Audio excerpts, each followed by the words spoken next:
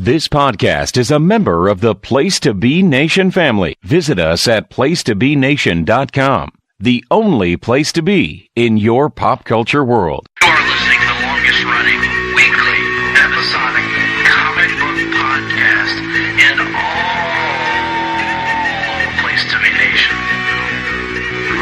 Broadcasting from the state-of-the-art L-shaped studios at beautiful and serene Ho-Ho-Loon Plaza in Vancouver, British Columbia. Greg Phillips and Nick Duke are the Hard-Traveling Fanboys. Hard-Traveling Fanboys!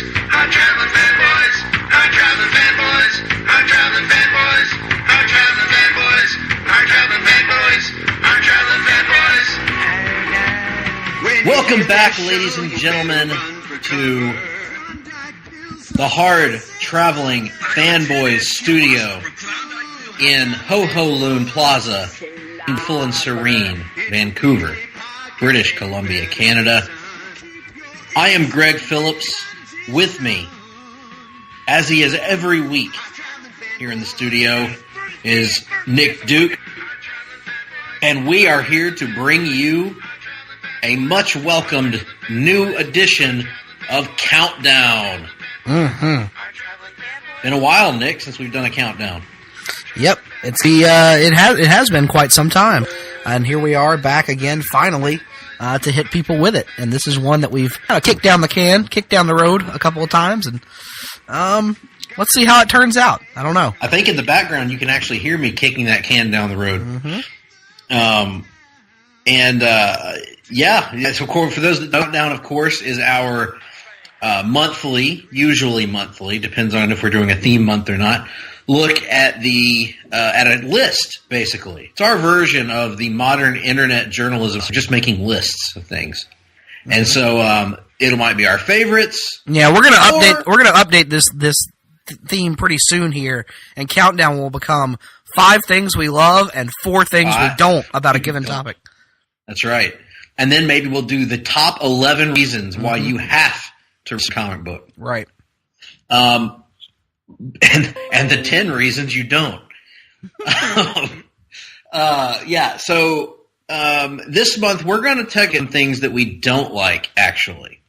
Because this month we are counting down what we consider to be the 5 worst character changes in all of comics. Now, this covers a lot of ground, and obviously we're biased towards things that have happened in our readership. So almost all of this stuff, I can't speak for Nick's list, but all of my stuff's going to be modern age, so 80s and afterwards. And that's not to say that there weren't terrible character changes from the 40s on, but we're kind of focusing in on the ones that we've read about and the ones that we've experienced and the ones that just got our blood boiling. Not that it's natural to be angry about a fictional character, but these are the changes that either made us shake our heads, react with anger and vitriol, go online and complain about things, whatever it may be. These are the changes that we feel like ruined characters or took the characters in directions from which it was difficult to recover or took a long time to recover, or just absolute boneheaded, head-scratching decisions, such as going for a fake field goal from 8 yards out that involves your third-string quarterback trying to run. Just decisions that leave you puzzled and scratching your head. So we're going to kick it off, and I'm going to let Nick start off this time around. Nick, give us your number 5. All right, so this is the one that I feel like is kind of testing the boundaries of this, because it isn't really a change to an established character, but it's one that I've talked about before on this show and other places. I'm going to go somewhat controversially and use a character here, and my argument here is that the change was from the original version of the character, and he was then filtered through the lens of the Ultimate Universe, and it was terrible. And of course, I am referring to Ultimate Cable. I am no fan of 616 Cable. I am no X-Men aficionado the way you and Tim Capel and the esteemed Jeremy Reynolds are. So I have no great, good feelings towards Cable. I have no real attachment to the character. But I know he's a cool-looking character. I always liked when he popped up on the animated series. And so when the time came for him to pop up in the pages of Ultimate X-Men, I was like, oh, this might be pretty cool. And the first issue, he's running around, he's hunting the X-Men, he's doing badass things. Everything's going well. I'm like, oh, this is going to be good. And then at the end of the issue, we get the big reveal that Cable is actually Ultimate Wolverine. Now you may be asking yourself, why would Wolverine have a metal arm? Well, you see, in the Ultimate Universe, Apocalypse can steal other mutants' powers, and so he stole the future version of Wolverine's healing factor and then ripped his arm off. And because he didn't have a healing factor anymore, the arm didn't grow back, so he had a metal arm. And then later on, Apocalypse used Wolverine's own arm to scratch his face, to scar his face. That's where he gets the fingers that Cable is known for as well. And no healing factor, of course. And then he decides he's going to go back in time, and somehow if he kills Charles Xavier before anything ever happens, Apocalypse will never show up, and he'll never get his arm ripped off, and everything will just be all fine and hunky-dory. But, yeah, man, this whole reveal of, like, Cable as just another version of Wolverine, so eye-rolling, so fan-fiction-y to me. The X-Men comics, especially in modern days, have already been criticized for being a little too Wolverine-centric, and this was just another bullet, so to speak. Not a good character change. Not a good character change at all. The motivation never really made sense. And I mean, to turn Wolverine into Cable, he's already Wolverine. Just have him be Wolverine. Made no sense to me. It was very lame. One of the worst moments in all of Ultimate X-Men. Well, Wolverine or Marvel has a real problem with just letting Wolverine be Wolverine, as you know, Nick. So that's too simple for them. So choice here. I've not read the Ultimate Universe that extensively, but I have been told by you that I would particularly hate that reveal whenever I came across it. And one day, perhaps, I might be cajoled into doing a long book hunt on that particular volume of Ultimate X-Men. We'll have to. Robert Kirkman Ultimate X-Men is not a thing God. I wish upon my worst enemies. Oh Lord, I'm sure the dialogue is actually now. Who is the good man of that? Is it Cyclops? I believe it's Xavier actually. Xavier's a good man and a great man, but he has to die. Oh, good Lord! Nevertheless, we endure. On my list at number 5, I'm going to kick things off with the first but not the last appearance of a little initiative we know as the New 52, Nick. Oh, boy, here we go. Now, this one, in fairness, came a couple years after the New started. This actually occurred, I believe, in 2014, if I'm not way off on my timeline here, but actually, I take that. No, yeah. I think that's right. And so I'm trying to think of a way to properly explain this. So in the 90s, one of the most popular, not just in DC, but in all of comics, was the Last Zarnian, the Fraggin' Bastich, the main man, Lobo. Ah, yes. He was known as the ultimate stereotype of 90s comic book excess.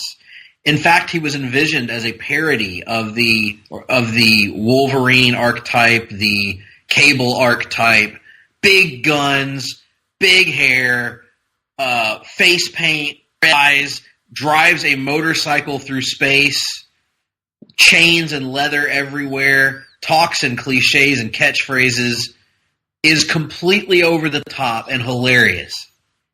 Intentionally so. This was the idea here. He becomes one of DC's most popular characters in that decade. Fast forward to the 2000s, Lobo's popularity had died out significantly from its peak. Still a fairly popular character to pop in time, but everybody knows him. He's been in animation. He's been in all the Justice League shows. He's popped up in other animated series over the years. Batman, Brave and the Bold, etc. And people know who Lobo is. He's comedy relief. Comic relief. He shows up. He literally murdered his entire race of people, and that's why he's the last Zarnian. Not if you believe the New 52 version. That's right. Because the New 52 decided at a certain point. Well, first of all, they introduced 2 new versions of Lobo. Because when the New 52 started, Lobo was a Zarnian slaver who had killed the rest of his race except for his beloved Princess Sheba. that in and of itself is completely ass backward. That was Rob Liefeld's idea. Surely it can't get any worse, right? Just keep Lobo Lobo. Well, instead, 2014 comes around and Cullen Bunn and some artists, I don't even know who the artists, get the opportunity to redesign Lobo. I think it was Kenneth Rocafort, actually, now that I'm thinking about it. Get a chance to redesign Lobo for the New 52 and introduce a new version that they claim to be the real Lobo. And he's what they described, a rockabilly-influenced version of Lobo. He's sleek and he's slender. They took all the muscles away from Lobo and made him a slender, smooth-looking character. They gave him what I can best describe as 50s Elvis hair. They smoothed out they made him look a lot less like Gene Simmons and a lot more like, I don't know, Ricky Martin or some pop singer. So he's thinner, he's slimmer. Also, and I'm going to read this from the Wikipedia entry for Lobo. Cultured and well-educated, although ruthless, this Lobo is an mercenary and bounty hunter with a leaner physique. This new version sets course for Earth after discovering his counterpart, a Zarnian imposter, this of course being the Lobo that we had known for years, had been there. According to this version's backstory, Lobo was originally the bodyguard of the Zarnian royal family, who utilized a Eucharist-like ritual involving the planet's lifeblood, pools similar to the Lazarus pits. Drinking or bathing in these pools granted participants regenerative ability, giving them to the Emperor and the Emperor himself to the entire planet. However, some unknown party contaminated the lifeblood, causing the Zarnian Empire and citizenry to go insane, which in turn forced Lobo to commit planetary euthanasia. So suddenly you've taken Lobo being a crazed madman who killed his entire planet to actually he's a hero who saved them from a life of madness. It was a horrific idea. Needless to say, the internet comic book community is already resistant to any kind of change. But this change went over like a fart in church. Or rather, like multiple farts in church. Fart in church. And people instantly reacted negatively to this. Nonetheless, he persevered. They launched a Lobo solo series, and they tried to make him a little more rough around the edges in it. But people had already made up their minds, including myself, after I read the debut of this Lobo character, which was written by Marguerite Bennett, actually. I said Cullen Bunn, but Marguerite Bennett actually wrote the one-shot that launched it. And it's to this day, Nick, and I think I mentioned this to you on the show once before during a countdown, to this day it's one of the worst single-issue comics that I've read. One of those comics made me facepalm and roll my eyes in a way that I rarely do reading. Because I give a pretty wide berth to comics in terms of the writing and the craftsmanship of the comics, but this was just it sucked. It's the comics version of if you remember, Greg. Rumor was they were going to do the gritty urban reboot of Commando, and it was going to take it ultra seriously. This is the comics version of that to me. Yep, agreed. Except it actually happened. Yeah. So did you read or encounter this version of Lobo at all? No, I don't believe so. I do remember his catchphrase, though. Do you remember that? Sorry, not sorry. Sorry, not sorry. Yep. I remember that because the writer chose to use that catchphrase no fewer than 3 or 4 times no fewer than 3 times, but it probably as many as 5 or 6 times throughout the course of that one issue. Yes. And then, of course, I most fondly remember the character with in the Rebirth era, with being an item in Larfleeze's collection, and Guy Gardner prevents anybody from releasing it. Yeah, with the line being actually best just to keep him on the shelf. This story has a happy ending, ladies and gentlemen, because that New 52 version of Lobo was quietly pushed aside and replaced with the original pre-New 52 version of Lobo. And the only mention of that other Lobo has been that one reference in Hal Jordan and the Green Lantern Corps. Yes, that is accurate. So I guess we'll move on to my number 4, unless you have more to say on Lobo. And here's one that, when I was sitting down to make my list, I somehow almost blanked completely on this particular entry, and I don't know how, because it's one of my most hated things of all time.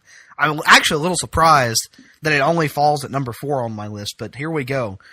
For me, I'm going to go back to the late 80s / early 90s in the Marvel Universe, and I am going to say that one of the worst character changes for me ever in the history of comics, and arguably there on my list now that I think about it.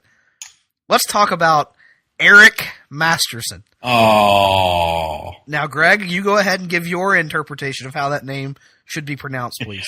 Eric Masterson. Only funny to us. Or for that might be funny to maybe 3 other people in the world, Eric Masterson. Eric Masterson. So Masterson was a Norwegian architect, I believe, who somehow befriended Thor and went on adventures with him a couple of times. And when he was accidentally mortally wounded while in action, Thor made the unique choice to bond with him, to become to bond his godly form with a human, much like he had once done for the lame Dr. Donald Blake. And they did this once as a one-off in the Thor comics, and then they kind of undid it, then they redid it, and they kept teasing this idea of returning to the earthly identity for Thor, giving him a split personality again, forgetting that arguably one of the least interesting things about Thor in his early years was the Donald Blake thing. And it wasn't because of Donald Blake, it was because nobody wants to see Thor just walking around like a normal dude. Not every character needs a secret identity. You could argue that the lack of a secret identity to differentiate Thor from the rest of the Marvel Universe and set him apart during his most iconic runs under Walt Simonson and in the modern era under Jason Aaron. But I digress. In any event, they eventually go ahead and permanent Eric Masterson and Thor one individual. And this causes Eric Masterson to have to give up custody of his son because he realizes that his life as Thor will be too dangerous. Give me back my son! Even if Thor all the time, he can protect his son, no problem. Whatever. But the main problem is that, much like Donald Blake, Eric Masterson was just a lame character. Like, they attempted to give him a little bit of pathos with the son angle, but by taking the son off the board so quickly, they never really explored that. And it just became this dead weight around the character, this anchor tied to the ass of Thor, essentially, where we had to carry around a lame alter ego for what was only it felt like 10, for God's sake. And so eventually, there is an anchor tied to your ass, and his name is Eric Masterson. And what made it worse is eventually they decided they were going to bring back the original, or they were going to kill off the original Thor. They killed off Thor.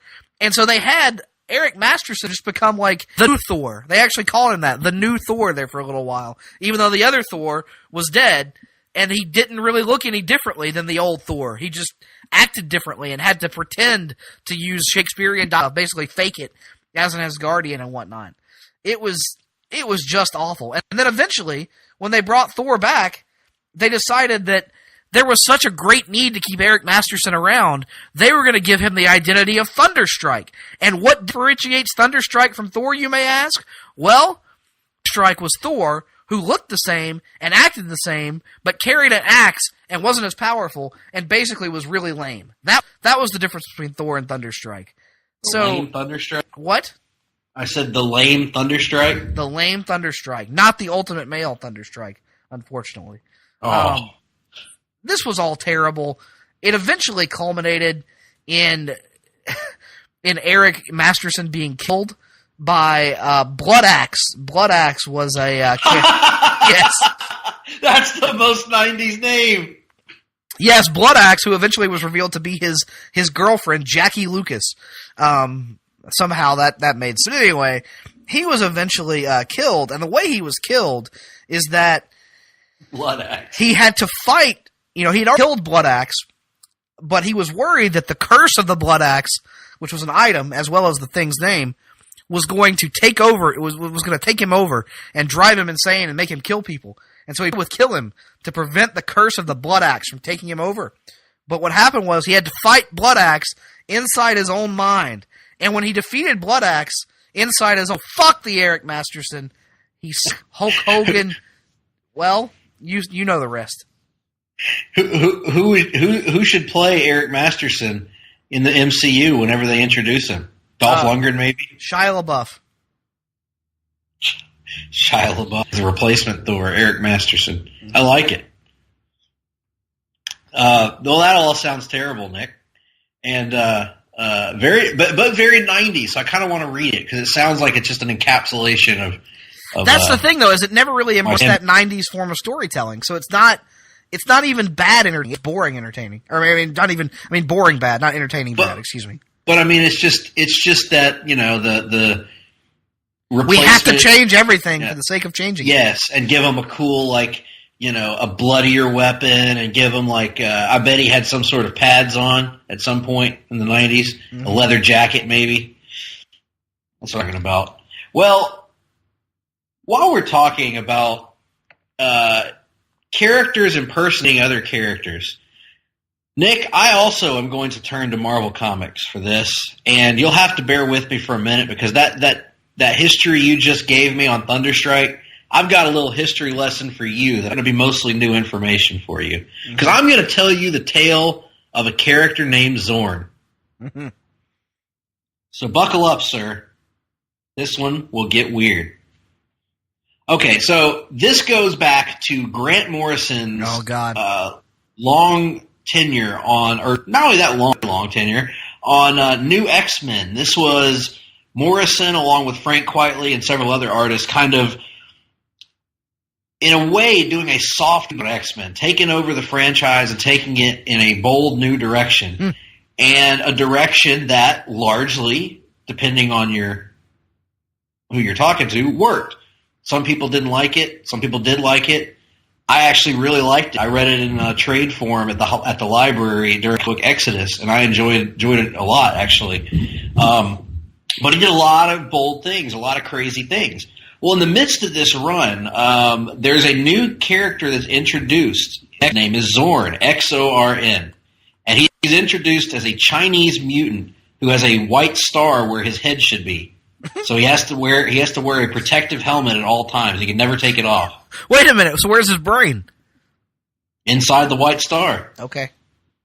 Okay. I'll take your word. Zorn was held captive by the Chinese government and attempted suicide by removing his mask, but that would have also destroyed the world because it would have unleashed this star.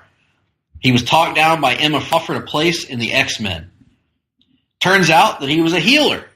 He goes around and he heals several people around the mansion, including Xavier. He heals his paralysis, allows the Professor X to start walking again in the mansion. This is one of the major changes that they introduced, the creative team.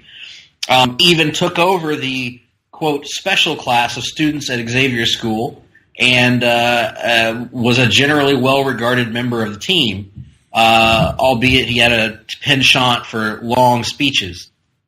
Then came a truly fantastic shock twist that is one of those great comic book twists that actually works. And what happened was, at the time this new X-Men run was going on, Magneto was believed to be dead, killed during Cassandra Nova's attack on Genosha, which I barely remember that part of the story, but it was a big story. Everybody thought Magneto was dead. Well, turns out Zorn finally takes off the mask, and there's no star there at all. It was Magneto the entire time. He had constructed an elaborate ruse with the help of Chinese officials and various other contacts, faked every part of Zorn's backstory to gain access to the X-Men, and he instantly paralyzes Professor X again, destroys most of New York City, or much of it, and aims to destroy the human population of Earth. And as a result, or not as a result, but the reason for all this is that Magneto has become addicted to this manipulative drug called Kick that mutants are hooked on around the world that enhances your abilities. It puts you on steroids, but it also affects your mindset and everything. It's truly like a mutant street drug. And Magneto has become addicted to this, and it is affecting how he makes his decisions. And he ends up defeated. It also turns out that the influence of another creature that was kind of had element. Tim would explain this better than I can, but there was the sentient creature that had elements of itself, drug that was using it to manipulate mutants around the world. Anyway, long story short, they have this big clash. It's the culmination largely of this. Magneto kills Jean Grey. Wolverine kills Magneto, chops his head off, and that's it. Well, the editors at Marvel were not happy with this. They did not like. They liked Zorn as a character. They tried to convince Morrison to change his story to keep Zorn around. They didn't want Magneto dead. And because even if you brought him back to life, he had massacred a bunch of people in New York, and it's hard to redeem someone from that. Even though he's supposed to be a villain. The minute that Morrison leaves Marvel, Marvel launches a new volume of Excalibur, Claremont and Aaron Lopresti, starring Professor Charles Xavier and Magneto living in the ruins of Genosha. Now, you might ask, Nick, doesn't Magneto not have a head anymore? Well, this is where it gets fun. Because Marvel reveals in that book that Zorn was not actually Magneto, but an imposter Magneto. And the real Magneto was not only alive, but completely innocent of all the things that happened in New York. Because then Zorn was some guy pretending to be Magneto, pretending to be Zorn. And then comes our boy, Chuck Austin. Chuck Austin, his run on X-Men, it's revealed that Zorn, his full name was Kuan Yin Zorn. And he has a twin brother named Shin Zorn, who has a black hole where his head should be instead of a star. Now, stay with me here. Kuan Yin Zorn was apparently working with someone named John Sublime to impersonate Magneto and bring down the X-Men. Information that is learned by Emma Frost and her telepathy, which she just now used. Mm-hmm. Now. Wait a minute. Wait. Okay. Emma Frost used her telepathy to see who he was. Why didn't Xavier do that before? Nah. Oh, because Xavier couldn't read because he had the helmet on. That's what it was. Yeah. So why could Emma Frost read his mind?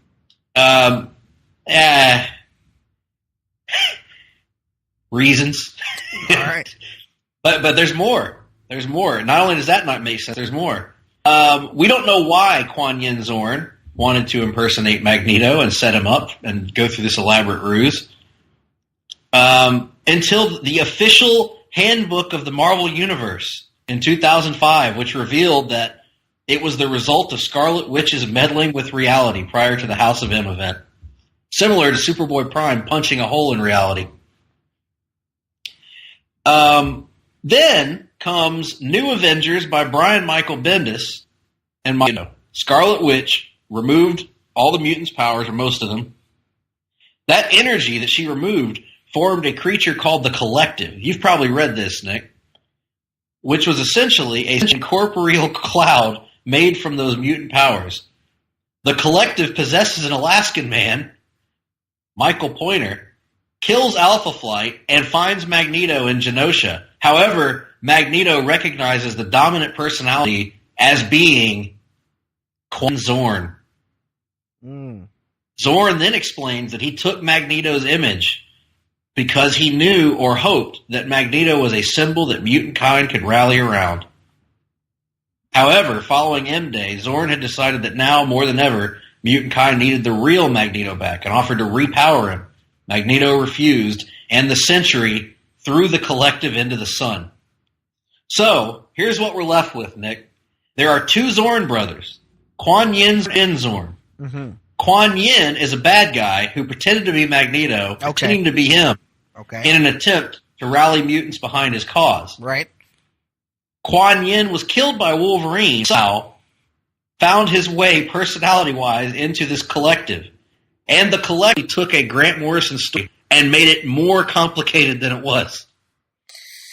Yeah. It was already complicated, but it was entertaining complicated. And because Marvel got cold feet a bit to allow that in the first place, they decided to instantly retcon it in the worst, most Days of Our Lives manner possible. Twins. Terrible. Twins.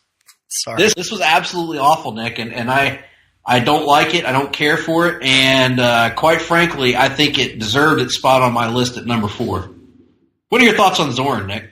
I don't know anything about a Zorn, but I'll trust you to hate it. I'll take your word for it. When we do our very long book hunt on the entire Grant Morrison new X-Men, you'll run into Zorn. Well, speaking of Grant Morrison, I got something here on my list. And I could pick so many moments awful Batman run. I could pick because the entire thing is a change to the character of Batman. Numerous changes to the character of Batman over the entire run. But if I got to pick one that just really grinds my gears, I'm going to go with Batman, time-traveling amnesiac. What I'm referring to here is the return of Bruce Wayne. And this is a story that followed Batman R.I.P., which you see, Batman R.I.P. was supposed to be the idea was they were going to kill Batman. But they didn't kill Batman in Batman R.I.P. He survived. But Batman then went directly from Batman R.I.P. into Final and was Omega sanctioned, because the Omega sanction is different than the Omega beam, apparently, Greg. Right. He was Omega sanctioned by Darkseid back in time. It disintegrated his body. Yes, yes. And wasn't he shot with a magic bullet or something? No, he shot Darkseid with a magic bullet. Oh, God almighty. Yes, he broke his one rule and used a gun to shoot Darkseid with a magic bullet, but that's neither here nor there. So anyway, the Omega sanction zaps Bruce Wayne back in time, all the way back to the caveman days. But when it does so, it erases all his memories. He doesn't know why he's there or what's going on. He doesn't really understand, what exactly is happening to him. And so what proceeds to play out over the course of 6 issues is Bruce Wayne stumbling around,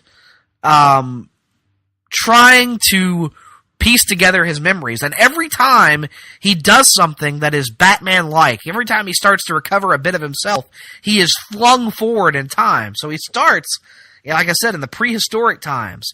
And then he jumps forward to the Salem witch trials, in which he uses his detective skills. Then he jumps forward to be a pirate at sea. And then how do you do this jumping through time again? Every time he does something where he recovers a bit of himself, he jumps forward through time. So, like in the prehistoric times, he's fighting this group of cavemen, and he beats them all, and winds up climbing down a waterfall or something. And when he arrives at the bottom of the waterfall, he realizes that he's been flung forward into Puritan times. So then he has to, use his detective skills there in the Puritan times and defeat a giant bat monster. And anyway, once he is able to save this woman, he jumps forward in time again. So anyway, he goes throughout time, gradually reclaiming bits of himself. And when I think of Batman, Greg, I definitely think of time travel and amnesia storylines and weird psychobabble bullshit. I don't think of a grounded Dark Knight detective telling street-level stories. That's not what I think of at all. I think of this horse shit. This is what I want. Nick, he was doing that stuff in the 50s, and everything in his past is canon. All of it. Yes, he was all of it. Everything in his past is canon. And then it eventually all winds up being, I believe the ultimate reveal was, and I don't know if this is accurate or not because it was so damn convoluted. It was revealed that he wasn't Bruce Wayne in different time periods, but instead he was possessing the body of his various ancestors through different time periods, and it was revealed that all of his ancestors had been building to him becoming Batman. They had all been acquiring skills that were going to be passed down through some sort of genetic memory so that he could become the best version of Batman. They were all going to hide relics and secrets of their time period near where Wayne Manor was.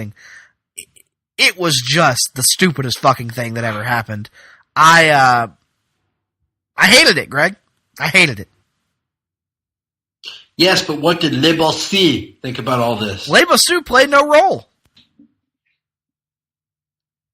Well, fuck. Listen, this story was horrible. Terrible.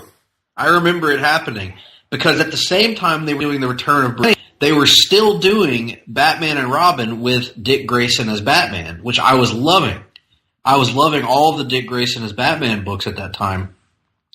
And there's just this inevitable, Bruce is coming back. They spoiled that by doing the literal Return of Bruce Wayne. So you're almost just biding time at that point of when's Bruce going to come back and retake the role. But yeah, this Return of Bruce Wayne, I've never read it, actually. I intentionally didn't read it because it sounded so unlike Batman story I would ever want to read. I'm not really interested in time-traveling swashbuckler Batman. Like it's maybe when I was 8, I probably would have liked that, but not now. And, more power to the people that dug that, but I'm with you, man. I totally get it. It felt like a big departure from what we have seen, even in recent years at that point. Yeah, it was in a long list of batshit insane Grant Morrison ideas that didn't land for me. This was just the most recent one, but thankfully, Morrison would move on, sort of do Batman Incorporated, would cede control of both Batman and Detective Comics back over to more classic interpretations of Batman, and kind of was off doing his own thing with Batman Incorporated from there on out, and would leave Batman altogether, I think, 20 issues into Batman Incorporated or something. Something like that, yeah. Well, perhaps one day we'll revisit part of this Grant Morrison run. Shall we? Fair enough. Well, let's stick with DC Comics. And let's go a little bit beyond this story, not too far beyond this story, though, that we were just talking about, the Return of Bruce Wayne. Let's go to 2011, and let's revisit the New 52, shall we, Nick? If we must. And indeed we must. Because let's talk about, when I was whittling my list down tonight, it was very difficult. This was one of those difficult. Sometimes our lists are easy to put together. This was one of the very difficult ones for me because there were so many options that I could put in here. But one of the commonalities of a lot of these options that I was looking at for this list was taking an existing iconic character and fundamentally changing the things that make them that character. Changing their supporting casts, changing their philosophies, changing their age to make them younger because of this weird comic book editor philosophy, publisher philosophy, Dan DiDio philosophy that young people can relate more if the character is young. Mm-hmm. Which I don't think has ever really been as true as people make it out to be. Maybe in the 40s and the 50s and the 60s when you had the kid character, I get that. But kids grew up reading Batman who were always portrayed as older men, as adults in their at the youngest, their late 20s. Most of the time, they were portrayed as if they were in their mid-30s. Adults with jobs and lives. We as kids could never relate to because we were kids. We didn't have to relate to them. We thought they were cool. We wanted to be them. They inspired us. And but yet there's this notion that you have to de-age characters and make them younger and hipper and change their costumes and change casts and bring them into the 21st century and make them swinging singles, baby. And they did that in 2011 with their oldest and most inspirational character, the Man of Steel himself, Superman.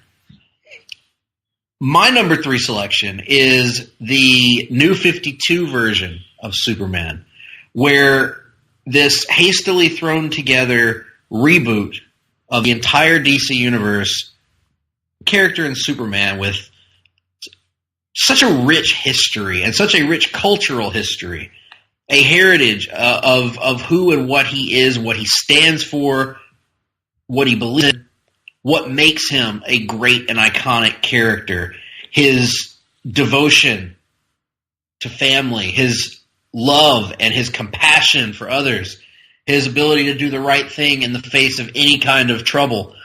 Yes, he'll screw up. Yes, he's a human being, but at heart, even though he's an alien, but he's the best of us. He's trying to do the best that he can in all situations. And it's fine. And he's a guy that's wise, and he's the leader in a situation. He's not unsure of himself. He's not unsure of the world around him. He was like that when he was younger. He's gotten through that. By the way, he's got a wife, Lois Lane, best female character in comics, in my opinion, who is a essential part of his life, of his comic. She's one of the great characters in all of fiction. And Jimmy Olsen and Perry White and all these people around him. Well, as of the New 52, throw all that out the window. The marriage is gone. Superman is now de-aged to his early 20s. They changed his costume, which whatever. That was the least important aspect to me. But they also made him more of a grit of street fighting character, like he may have been in the 30s when he first started. They made him rough around the edges, where he's got a little bit of an attitude about him. He doesn't trust people very well. His supporting cast has been neutered, essentially. He becomes a blogger instead of a newspaper reporter because newspapers are passé. And the whole thing is just so misguided. So misguided. They took Lois out of the picture. Lois is almost a non-factor in the New 52. Very much a non-factor. When she appears, she doesn't have any role. She is not given any agency to the story. She's put on the back burner in favor of Lana Lang at one point in an extensive run on Action Comics. We see this version of Superman that was unrecognizable to me, who's been reading comics. The first comic book I ever read, Nick, as you know, was a Superman comic. Superman number 14 from 1988. First comic book I ever read in my life. And I did not recognize this character when I would try to pick up either issues of... It didn't matter if it was George Perez writing the book. It didn't matter if it was Dan Jurgens, if it was Scott Lobdell. No matter who was writing that New 52 Superman title, even I did not recognize the character. And I think in the end, we see by the success of DC Rebirth, which was largely put on the back of their bringing the old Superman back. That was one of the big hooks of Rebirth, was the proof to Superman coming back. That was a necessity because they had killed off that character. They had taken away so much from him in the want of making him trendy and the want of making him youthful. And it was really an embodiment of wrong-sided thinking going back years in comics where, oh, well, this character's sales are down. Let's make him younger. Nobody can relate to a married character. You know that, Nick. So we have to be single again and have him date new characters because the old kids can't relate to relationships. Nobody knows what that's all about. And put him in a relationship that further segments him from humanity rather than closer to it. Ah, yes. Put him in a relationship with Wonder Woman. And yes, and because naturally they both have powers. They should be together, right? Right. They're the only two people powerful enough to be together. So explore that to the ends of the earth while again ignoring Lois. Ignoring the entire supporting cast, really. And crafting a character in New 52 Superman who it was difficult to empathize with because he whined and he complained and it was not the Superman that we all loved. We want that wizened, and we needed him. We needed that wizened Superman because everybody in the New 52 was gritty. Everybody in the New 52 had an edge to them. There was no longer that character like Superman to be that kind of shining, that older, more assured figure. And it really hurt. It hurt the Superman fan base. It hurt the comics line, and it led to some of the worst Superman comics that you'll read. So glad that went the way of all things, died out, and now we've got the original OG Superman back. But again, the issue here is not even rebooting a character. The issue here is not even starting from scratch, although I'd argue that was an unnecessary to do. But the issue is building a new Superman who was lacking so much of what made Superman, if that makes sense. No, it does make sense. Thankfully, I never really read Superman, neither Action Comics nor the main title. I think I read Superman 50 that killed him off at the very end of the New 52 run, but that was pretty much it. So, luckily I was spared from most of that, except for his appearances in Justice League, and those were all written by Jeff Johns, so at least those were well written, didn't really love the version of Superman that was there. But you mentioned, Greg, that comics readers clearly can married characters, right? I mean, there's no way that anyone would want to read a comic book about a married character. No, that's boring. That's for old people. It's boring. It absolutely is, which is why this shouldn't be on my list at all, but it is somehow, I guess, because I'm just wrong about this topic. And the number 2 entry on my list is a story from Marvel called Spider-Man One More Day. Now, folks, this is the least surprising entry on either of our lists. You knew this was going to be on at least one of our lists. Yes, I have railed, but give me some credit. I railed against it since it happened. And I was, God, when did this happen? This happened in 2007, I believe. And yes, the first issue launched in November of 2007, so technically the marriage was undone in January of 2008. I was 20 years old. I was one of those people who I was supposed to be the guy that they were trying to appeal to with this by making Peter young again and hip and all this stuff. And I didn't have any interest in it. And the reason why is because, to me, what's great about comic characters, even though that doesn't really happen as often as it should, I like to see these characters grow. I like to see them move forward. I like to see them, progress with their lives the way real people do. To me, that's much more relatable than being stuck in a constant, state of being in your early 30s. That doesn't do anything for me. I understand the nature of the beast, that it has to be that way, but we at least have the illusion of moving forward. And so, when Marvel, who is a company who prides itself on having never rebooted our continuity, everything counts in the Marvel Universe, goes through such a lazy way of undoing something, it really just struck me the wrong way at the time. So a little context for this. Back when then Marvel Comics editor-in-chief Joe Quesada took over the job, one of his first things that he wanted to do was he felt like the marriage between Peter Parker and Mary Jane Watson that had happened, when was that, Greg? 1987 or something. Late 80s is what I was going to say.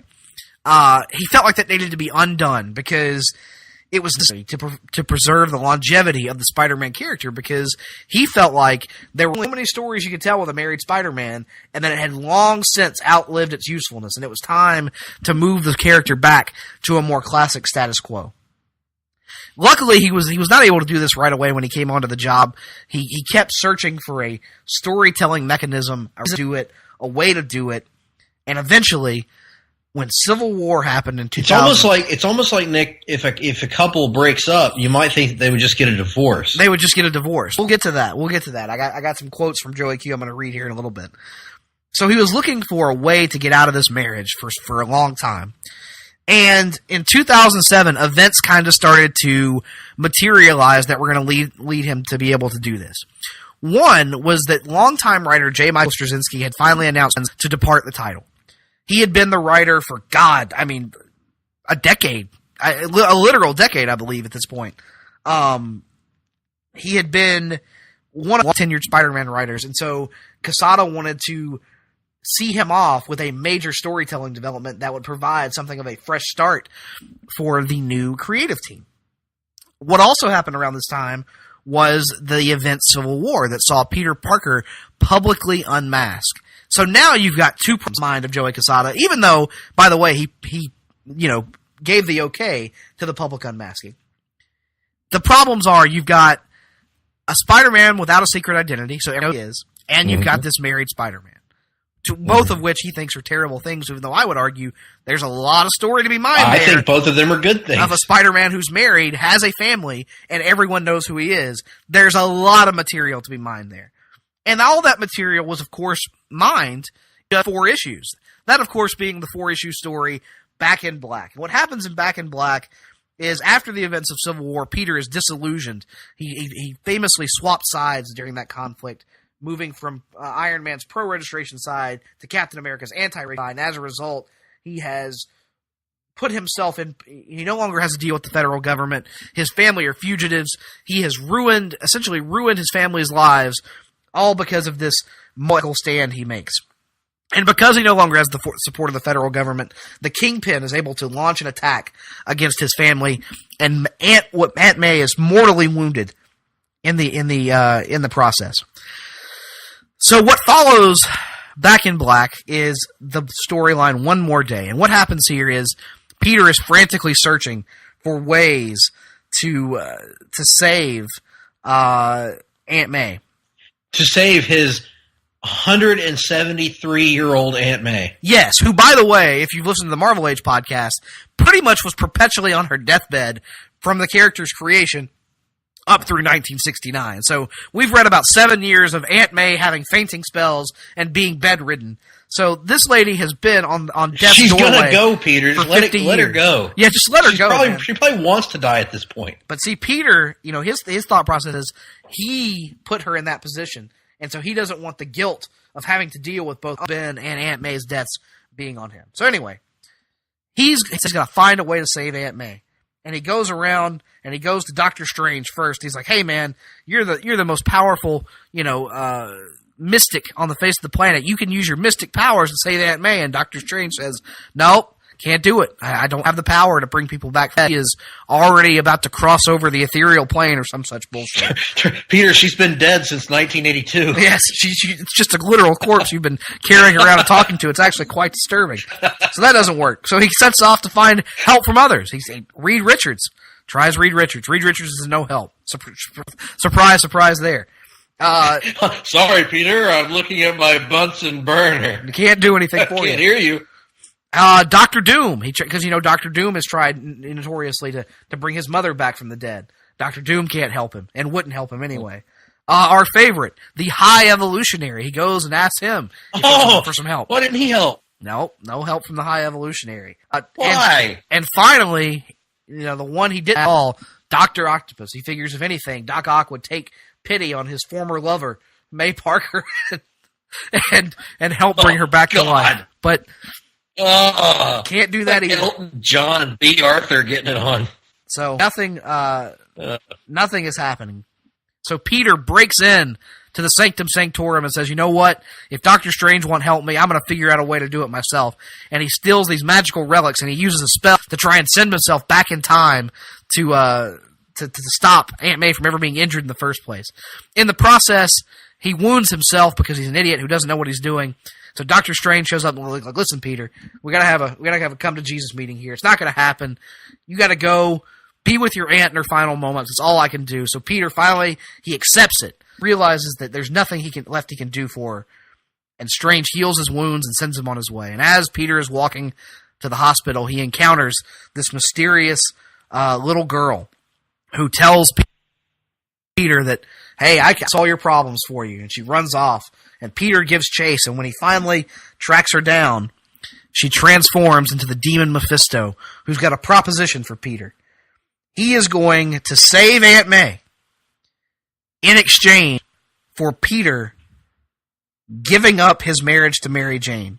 Now, what does Mephisto gain out of this? Mephisto gains that their marriage is happy, and Mephisto hates when people are happy. He's the literal devil. He wants to remove all the happiness and joy from the world. So he doesn't even get their everlasting souls, Everett. Nope. He gets the marriage taken away. Good Lord. So Peter and Mary Jane 24 hours to talk it over. So they go talk it over. And they decide, you know what? It's worth it. We're going to do it. On one caveat. We want something else, Mephisto.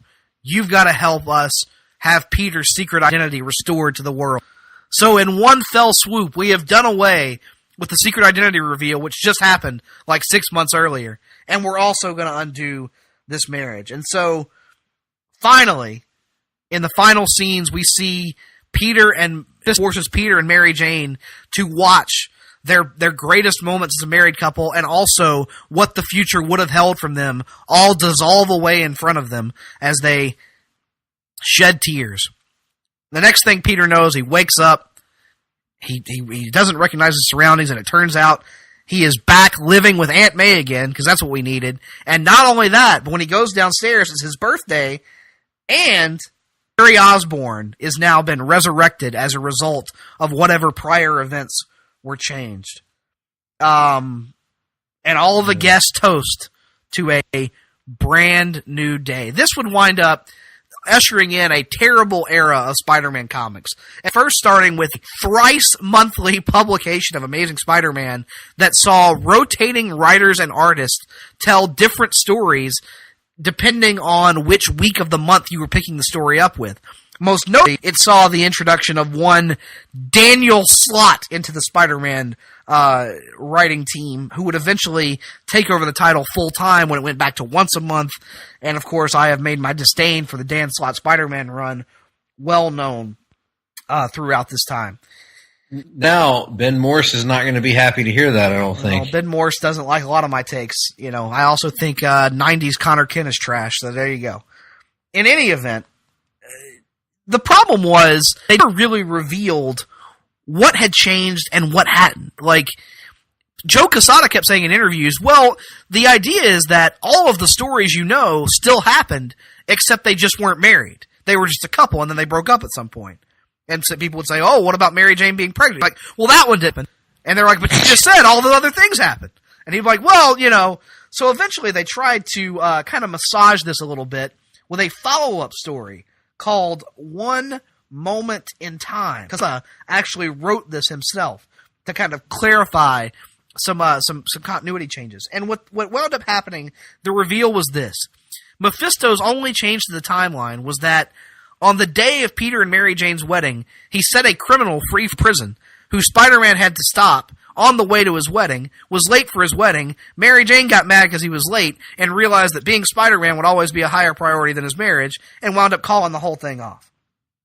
Fucking stupid. Because they had gone over that many times in the lead up to the wedding, if you recall, or if anyone recalls. It just made no sense. But not only that, they revealed that the person who actually saved Aunt May from her injuries was Doctor Strange, despite saying in One More Day that he literally could not save her from her injury. Not only that, they revealed that the way that people didn't remember his secret identity was Reed Richards, Doctor Strange, and Tony Stark got together and secretly engineered a specialized the extremist virus from Iron Man and spread it across the entire globe. And the only thing this virus did was keep people from knowing that Peter Parker was Spider-Man. Oh my lord. Now, you know, I have railed against this for many years, and you asked, Greg, you asked right up front, why wouldn't they just do a divorce? That, you know, why wouldn't they just have a divorce? It makes the most sense, right? You could do that. I mean, do it. You know, just do that. Well, Joe Quesada, I had a little bit of, let's see here. I'm trying to find the exact quote. I had it. Oh, where'd it go? Where'd it go? Give me one moment.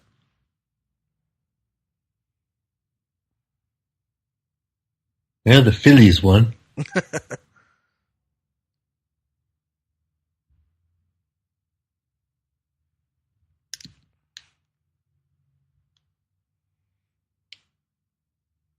Come on, where is it? Damn it! Well, you're searching for that. I'll kill time. Okay, here we go. Quesada feels that, here we go, that this deal with Mephisto is a better resolution than Peter and May forced, because it would, quote, indicate they gave up on their love, that their life and love together was so awful, so stressful, so unfulfilling, that they had to wave a red flag and walk away from it. They quit on their marriage, and even more tragically, they quit on each other. Instead, we had them make them deal with the devil, because that isn't as bad. Peter and MJ didn't quit on their love. They sacrificed it to save a life. And that, to me, is a pretty heroic story. Yes, nothing more heroic than making Satan. Deal with the literal incarnation of Satan.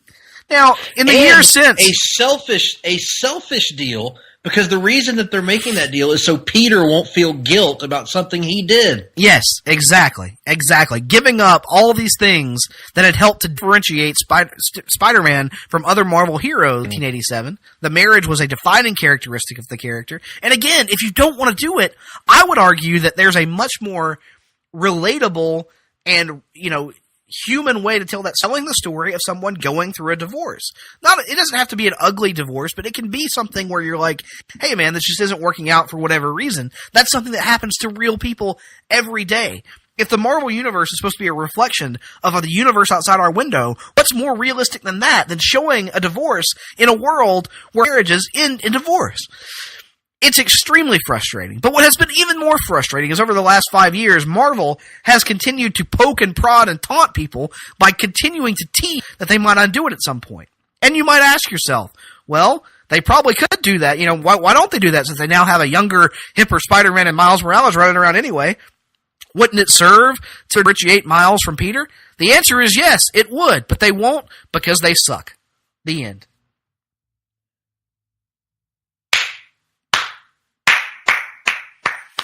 That was good, Nick. That was dramatic. That was well delivered.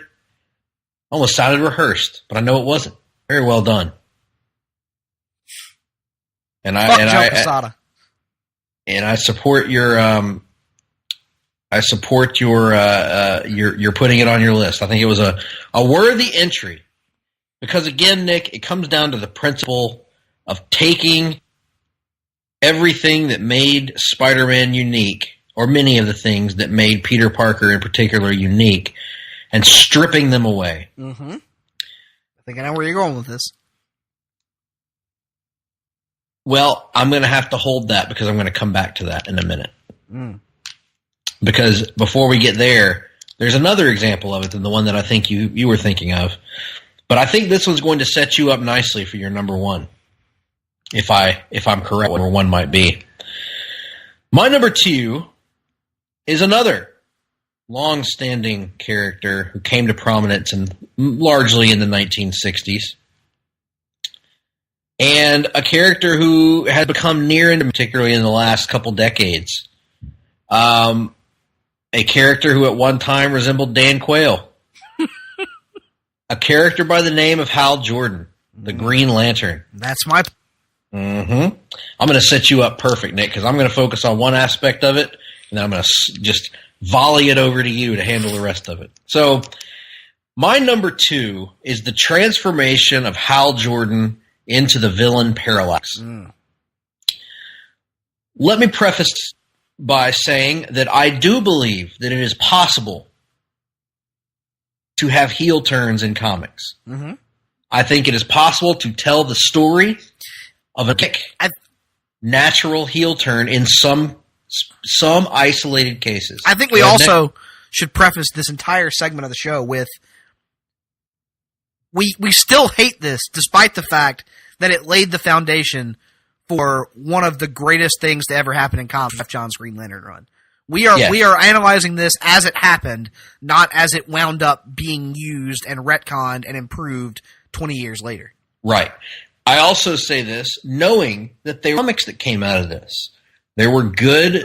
There were some good Green Lantern comics that came out of this, and some bad ones, and some forgettable ones. But what I'm talking about is this transition of Hal Jordan to Parallax. There is a way to tell a heel turn story in comics. It has to be dealt.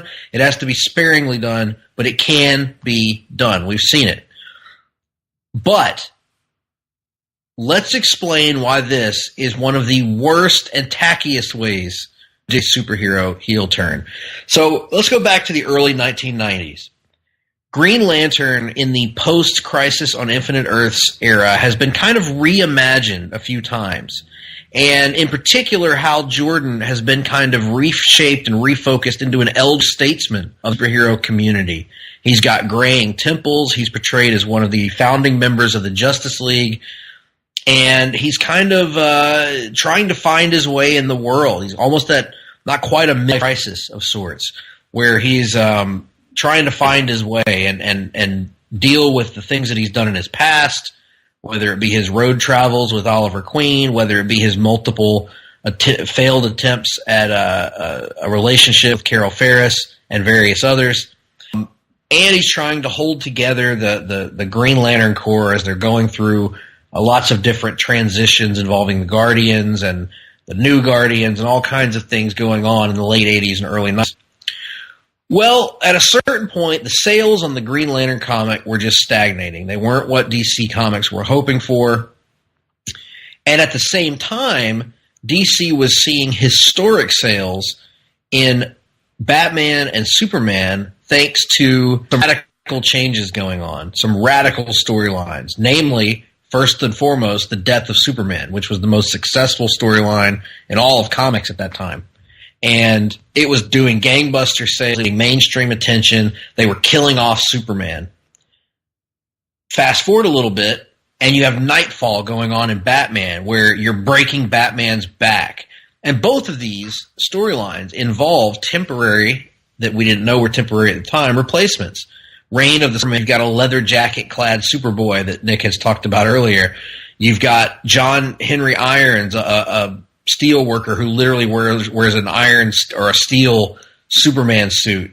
You've got the Eradicator, a Superman who kills people. You've got Cyborg Superman who looks like a Terminator. And meanwhile, over in Batman, Bruce Wayne gets his back broken and is replaced by a grittier, armored Batman in Jean-Paul Valley, Azrael. So the bigwigs at DC, they think, you know what? We need to fix Green Lantern. The sales are not where we want it. We need a big event like Nightfall. We need a big event like Death of Superman. We need an event called Twilight. And at this time, Emerald Twilight is planned out by the writer, Gerard Jones, who we're not here to discuss his personal foibles, which are many. But idea was to do a big, status quo changing Green Lantern event. Well, let's go back to Reign of the Supermen. Of course, if people remember this storyline, most of the people listening to this podcast have probably read that story, but the cyborg Superman is revealed to be a bad guy, and he and Mongol detonate a bomb over Coast City, which of course was Hal Jordan's hometown, where his family, his friends, his loved ones were. They detonate a Coast town, they destroy the city of Coast City, and Green Lantern is actually on the ship when this happens. And Green Lantern and Superman, the returned Superman, launch an attack on Cyborg and Mongol to take them out. Long story short, they succeed in taking out Mongol and the Cyborg Superman, but Coast City has been vanquished and destroyed, and Hal Jordan is devastated. You would think if your entire town were destroyed, well, maybe not. I don't know. Yeah, absolutely. So we're having a bit of a connection issue here in our studio where we both are in person. So I'm going to ride it out for a moment by killing time and talking about you're good. Green Lantern. So Green Lantern is there, and he takes out Mongol. He has his arm broken at some point and puts it in a green. And when it's done, what do? Your city's destroyed. Your loved ones are either dead or out of town. Carol Ferris was out of town with her husband, who she's, not Hal, obviously. And Hal's left to kind of pick up the pieces. Well, here's the problem. If at this point Hal Jordan suffers a psychological break and it drives him crazy that he can't get the power to restore Coast City, it might make some level of sense. He might be able to pull that story off. But that's not what happens. Because right after this happens, Hal goes and he meets up with his old pal, Oliver Queen, to try to get comfort, going to his best friend in a time of need. And they comfort, Ollie does his best to comfort Hal. They have a mission to save Carol Ferris from this, I don't remember the details of the story, but there's some kind of plot involving some guy who's going to kill Carol and her husband. Hal and Ollie go on a trip together again. They rescue Carol. They bond. And the whole point of this mini story arc, it's about a 2 or 3 issue story. The whole point of it is Hal going through the stages of grief and learning to deal with what has happened to Coast City. It is a huge status quo changing event for him. And he deals with it. Like, he doesn't get over it, but he starts turning the corner on it. Well, then DC gets Gerard Jones's pitch for Emerald Twilight. They say it's not drastic enough. They trash it. Gerard Jones is removed from Green Lantern, replaced with others, and DC creates a new Emerald Twilight, an editorially mandated Emerald Twilight, where the new story is that Hal Jordan goes from being able to deal with it to not being able to deal with it. And now Hal wants to recreate Coast City using his Green Lantern ring. As a matter of fact, Greg, Emerald Twilight opens with Hal in the middle of the ruins of the destroyed Coast City, wearing a sling on his arm, as if the story you just referenced had not happened, even though it had just happened. Yep.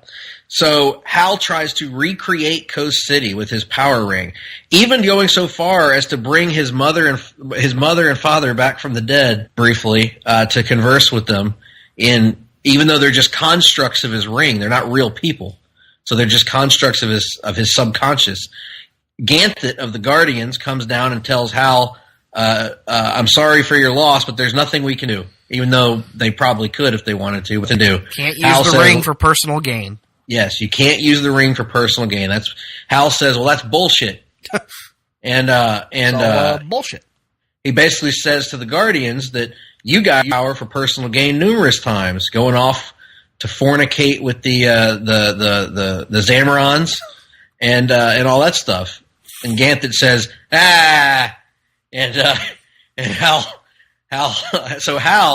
says, you know what? If you're not going to give me that power, take it. And Hal flies off towards Oa. Well, the Guardians know what's coming, and so they organize a strike force to intercept Hal. It's all of his friends. It's Hal's best friends, the Green Lantern Corps. Mm-hmm. People like Jack T. Chance, and people like not Yolanda. She was a later character, but what's her name? The princess. They did a story on the Emerald Knights movie on her. Yeah, I know who you're talking about. You know the one, yeah. Lyra, yeah. Lyra, yeah. And she's there. Aresia, I think, shows up at one point. Kilowog, I believe. Kilowog shows up. The Guardians even go so far as to free Sinestro from his prison inside the Green Lantern Battery, tasking him with taking out Hal Jordan, stopping him from getting to Oa. And Hal not only fights all of these people along the way, he kills them. He kills his best friends as he's flying through space and fighting them, or renders them useless or inert or leaves them for dead in the vacuum of space. Finishes it all off by breaking Sinestro's neck. And then he goes to Oa and he kills the Guardians and he absorbs all the power in the Green Lantern Battery, the Master Battery, and he emerges as Parallax. And then, in the 0 Hour event, he decides to destroy the universe and recreate it in his image. Mm-hmm. So in a span of a few issues, Hal Jordan has gone from hero who takes out Mongol and Superman and saves his ex alongside his best friend to the most evil man in the universe. Mm-hmm. This is not how you do a heel turn, Nick. No, it is not. This is the equivalent of Dean Ambrose turning heel and the next week coming out promos about how stinky the fans are and it being a toxic waste zone. It's horrible. It's stupid. From the get-go, I hate it. Even as a kid, Nick, I had no strong attachment to Green Lantern when I was a kid. I wasn't a regular reader. I had some issues here that I would read that I thought looked interesting, but I wasn't a diehard Green Lantern fan or anything. But I hated this when I was a kid. I didn't think it was cool what they were doing to Hal. I didn't buy it. I thought it was a cool story to tell of him being a hero turning into a villain, but I didn't like the way they did it. I thought his costume was cool as Parallax, and I'll give him that. But this was just it was so obviously editorially mandated. It was so not in keeping with their own stories that intended. And again, as you mentioned, Nick, trying to ignore that the previous issues had even happened. But then also the transition for Hal of going from 0 to 100 on the East so fast. There was no organic build to it. He goes from I'm sad that all these people got killed to I am so sad and angry about it that I am willing to kill people that I have gone to war with, my brothers and my sisters. I'm willing to kill them just so I can get there and enact my evil supervillain plot. Yeah, I agree with all this. This is my number one entry is this, and I kind of combine this entire year of Green Lantern stories into one thing because they massively overhauled the entire concept of what it meant to be a Green Lantern in the DC universe. So you have covered that excellently. I'll pick up and say it's not just enough that they took Hal Jordan and ruined that character. They then followed it up by, the Guardians are gone except for Ganthet. Ganthet survives. Ganthet is able to live on. And instead of relaunching the Green Lantern Corps, instead of, again, taking and using the Green Lantern Corps, the core, the idea of the central power battery, and the thousands of Green Lanterns, and the idea that every lantern uses the ring differently, and the idea that the ring has to choose someone to be worthy of induction into this core. Mm-hmm. Instead of keeping that central tenet and that defining character of Green Lantern as a concept, DC scraps it all, and they said, nope, we're just going to have one Green Lantern, just one Green Lantern. And does the ring choose him? No. Gets up on Earth and gives it to some guy. And that guy, Kyle Rayner. And here I am. A young, struggling artist. Kyle Rayner. Who's a single guy that swings around, not unlike Spider-Man in terms of his, he's a young, artistic guy that lives on his own in an apartment, has a hot girlfriend. It was just, let's make this character and hipper and fresher. Let's make him 90s. And, oh gosh, you go ahead, Nick. I don't want to interrupt you, but man, you're really touching it off for me here. But here's the problem. Despite his hot girlfriend, despite his artistic ability, Kyle Rayner was a boring-ass character. And I'm going to say it, Kyle Rayner was boring until Jeff Johns made him better. The Ron Mars stuff is nothing to write home about. I don't give two shits about it. 90s Kyle Rayner can suck it for all I care. But in addition to replacing Hal Jordan with an inherently boring character, they also ruined what made Green Lantern cool in the first place. Green Lantern is supposed to be an expansive mythology, bigger than just one character, almost like its own entire universe added on to the DC universe. Worlds upon worlds, thousands and thousands of characters. And if you didn't like Hal Jordan, that's cool because you could like Jon Stewart, or you could like Kilowog, or Regia, or Guy Gardner. Any of the Alien Lanterns, except none of those are Green Lanterns anymore. Nope. Not a Green Lantern, though they would undo that pretty quickly.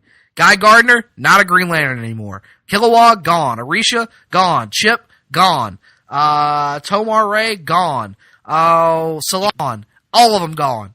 No Green Lanterns, no core, no nothing, no larger unit that Kyle Rayner has to figure out how to operate within. Instead, he's just another Earth-based hero operating alongside the Justice League with a secret identity and nothing else to differentiate him from anybody else. Thus, we embarked on 10 years of bad Green Lantern stories. There, I said it. I'll stand by it. I've read every Green Lantern issue in the history of the character. That is the worst in Green Lantern history because it isn't Green Lantern. They took Green Lantern and tried to make it into something it wasn't, and it sucked as a result. So the combination of ruining Hal Jordan, destroying the core, and installing Kyle Rayner as the one and only Green Lantern is by far the least character change in all of comics history, even though it ultimately was used as the groundwork for the greatest Green Lantern run of all time when Jeff Johns took over the character. Absolutely, but we're not going to give them credit for that because that wasn't the original plan. The plan was to move forward with Kyle Rayner as the only Green Lantern, which they did for many, many years. And the word that I've often used to describe that, Nick, is reductive. Mm-hmm. Because it was a reductive approach to the Green Lantern myth. They took something grand and they shrunk it down and they made it like anything else.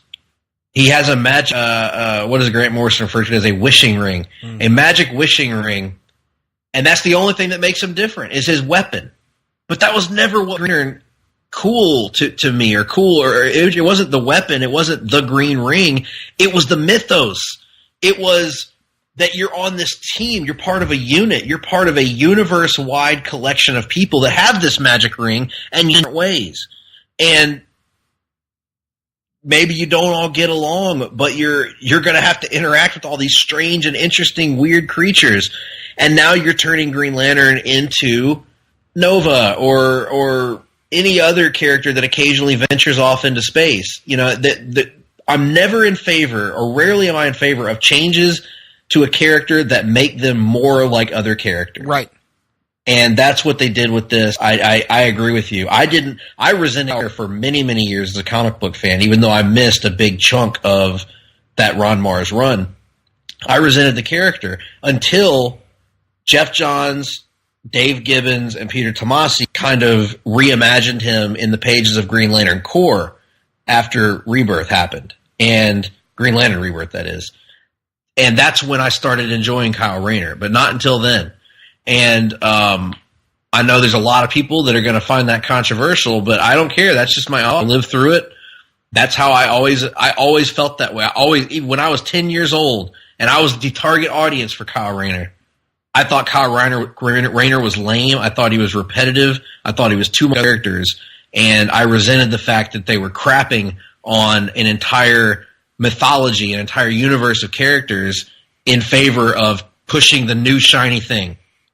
You know, it's the equivalent of Poochie on The Simpsons, the Itchy and Scratchy and Poochie show, where, hey, here's this brand new, we're going to tell you how cool he is and have everybody else talk about how cool he is and have kind of an edge about him.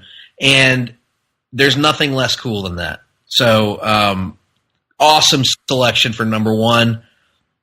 Ultimately, I hated that, Nick. There's one character that I think was done even less justice. Yes, go ahead.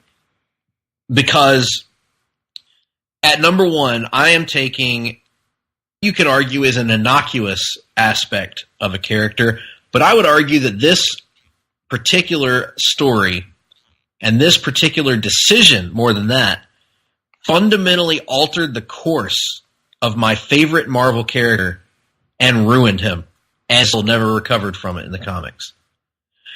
My number one selection is the decision to reveal the origin of Wolverine. And it was done, of course, in the book Wolverine Origin, which we've talked about on the show before. Paul Jenkins, I believe, wrote it. And I think maybe Joe Quesada drew it. It was Quesada's idea.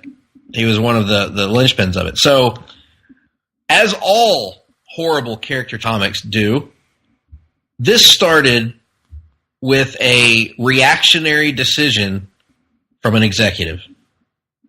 And in this case, the success of the film was such that Joe Quesada, Bill Jemas, I think, was part of this process as well, and maybe Paul Jenkins, I can't remember, and several, and Marvel bigwigs, Marvel decision makers.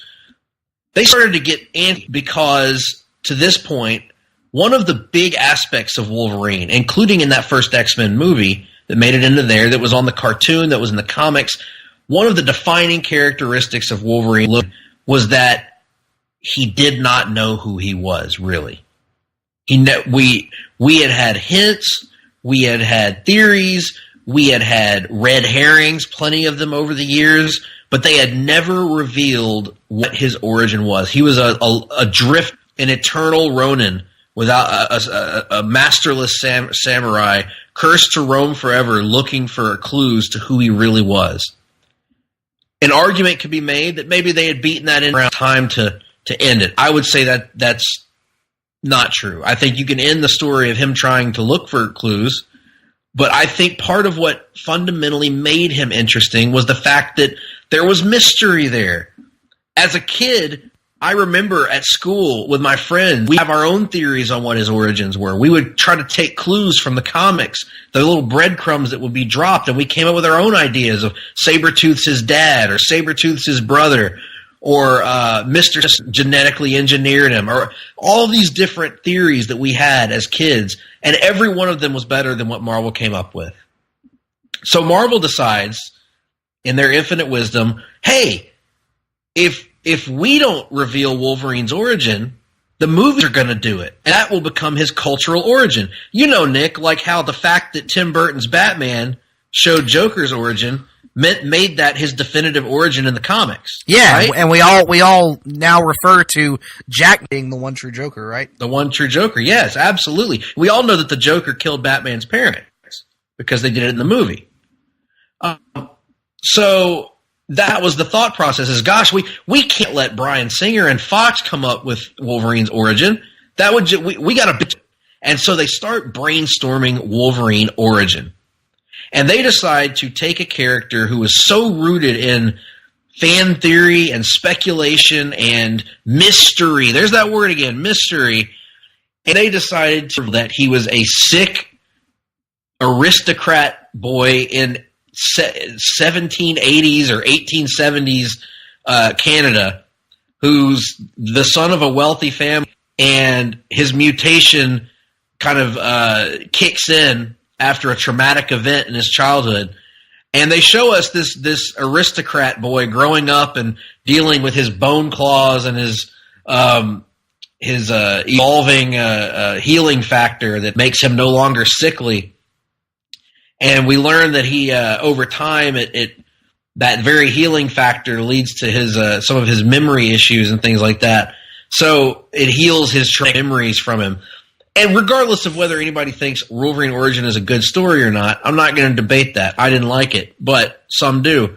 That's not the point. The point was the very idea to reveal Wolverine's origin fundamentally altered that character, because now we know as an audience what origin is, and eventually they told the story of Wolverine finding out what his origin was and who he really was.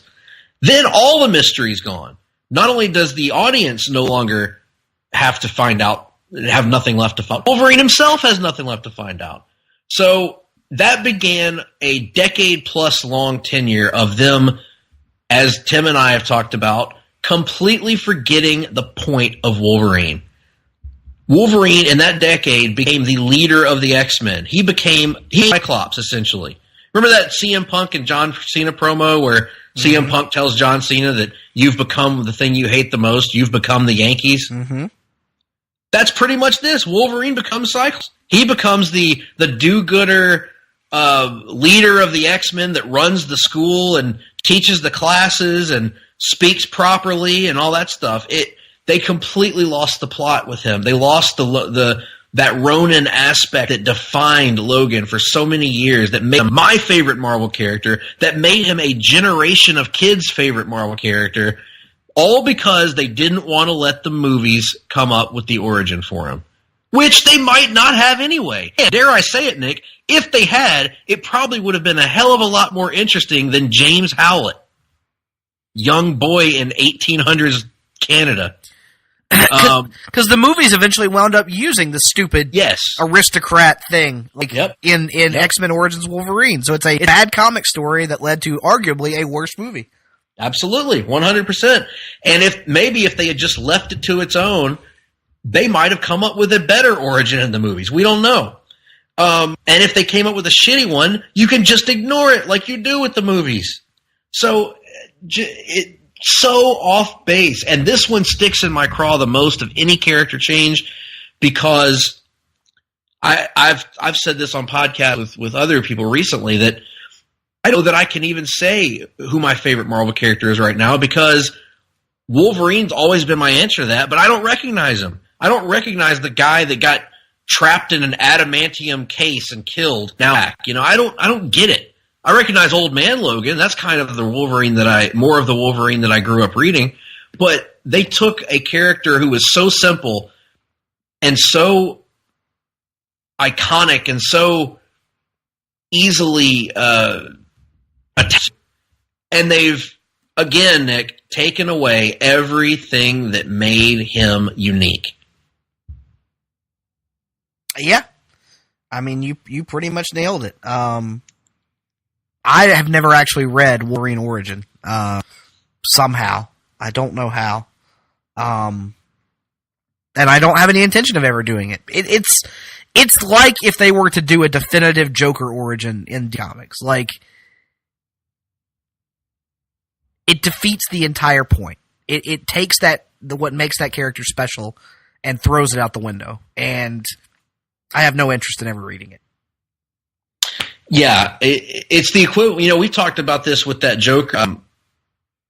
Anytime they talk about revealing the Joker's origin, we mention this, that it's the same deal. The Joker is that same kind of character that if you know his origin, it takes away something from him. Mm-hmm.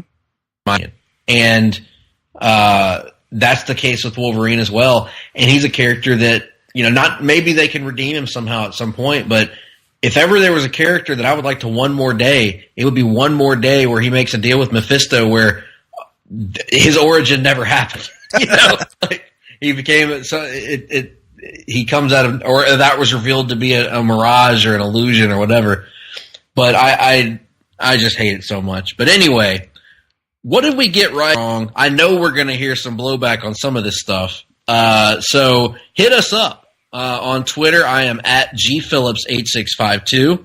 He is at Nick Duke 87. And if you do disagree with any of our choices, you can also tweet us at our burner account at JRsBBQ. You can go to the Place to Be Nation Comics Facebook page and leave us your list of the 5 worst character changes in comics.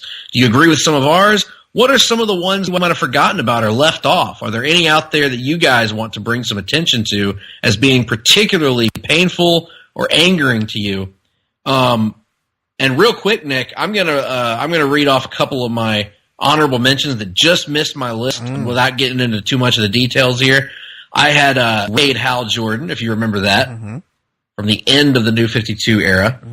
I have Teenage Iron Man from the 90s. This was when a time-displaced Tony Stark was brought in to be the hip, young, new Iron Man, replacing the evil, old Tony Stark that we all knew. And that was back in the 90s. I have DC wasting the Red Hood by changing him from a villain to a rather generic hero back mid-2000s. And I have, finally, Guy Gardner Warrior. Enough said on that. Well done, sir. Well done. Any for you? None. Very good. Well, folks, let us hear those lists. Shoot them our way on Facebook. Shoot them our way on Twitter. Or you can tweet at PTBN Comics.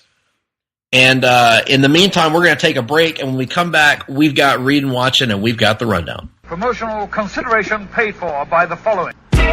Place to Be Nation's Justin Rosero and Chad Campbell here, and we want to let you know that we have a ton of great podcasts available to you on iTunes, Stitcher, Google Play, and PlayStation.com, and we now offer them to you on 2 great feeds. On the PlayStation Wrestling feed, we bring you the Mothership, the Place to Be podcast, Main Event, Survey Says, Wrestling Warzone, a Monday Night Wars podcast retrospective, No Holds Barred, Jeff Learns Wrestling, and our monthly pay-per-view reaction shows. On top of that, we're also dipping into the vault, re-releasing the entire catalog of where the big boys play for your enjoyment. In addition to these full-length shows, we also deliver special network pod blasts on top it's old and new. The Place to Be Nation Pop feed is loaded with great content, offering such tremendous shows covering the land of pop culture, such as Geek and Sassy, Talkin' Pop, the Glenn Butler Podcast Hour Spectacular, Sunday Groove, PTB in Play, Freak Out Drive-In, Songs with Friends, Looking Forward, Looking Back, and Lucha Undead, as well as a veritable podcast heaven for comics fans with the Hard-Traveling Fanboys, Sellers Points, Conversation Comics, DC Post-Crisis Management, Marvel Age, and Marvel Age Masterclass, plus weekly pod blasts that cover the gamut of comic topics. The feed is also filled with insightful sports content, including the NBA team, This Week in the NFL, and more. And you can find all these current shows, plus archives of our past podcasts, including The Kevin Kelly Show, as well by subscribing to both feeds on iTunes. And while there, be sure to rate and leave feedback as well. All of these shows, plus others available at PlayStation.com. We cover pro wrestling, sports, movies, comics, in-depth stretch projects, and more. Be sure to support our site by using PlayStation.com/Amazon while doing your online shopping. And download our free PTB Vintage Vault Refresh ebooks via the links on our site. We also want to thank our friends at Boneheads Wing Bar, ProWrestlingOnly.com, and TheHistoryOfWrestling.com. Be sure to follow us on Facebook, Twitter, Instagram, and Tumblr as well. PlayStation.com, the only place to be in your pop culture world. Oh, yeah.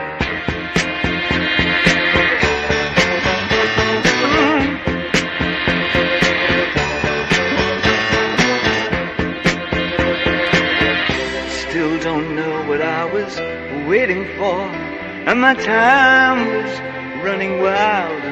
in dead-end streets, and every time I thought I got it made, it seemed the taste was not so sweet. So I turned myself to face me, but I've never caught a glimpse how the others must see the faker. I'm much too fast to take that test. Change it. Turn and face the strain. Change it. Welcome back, ladies and germs, to the Hard-Traveling Fanboys. We hope you enjoyed our countdown, and again, we do want to see those lists. But now, it's time to move on to a segment where we talk about what we've been reading and watching. Wait! There's none, so we're not even going to do the segment. I got nothing. Nope, I got nothing. No reading, no watching. We're lazy as fuck. That's right. Wait, you have been watching something, though, Nick? No, I haven't. Not this week. Not since last time, pretty much. Oh, well, never mind then. So let's move on to our weekly look at the news and notes of comics. It's a segment known far and wide across the known hemispheres as the Rundown. Welcome to the Rundown, where we talk some comic news. Welcome to the Rundown, where we talk about movies too. And this month's Rundown by talking about a rather unusual and not well explained decision by DC Comics. And by explained, I mean the details I can't seem to find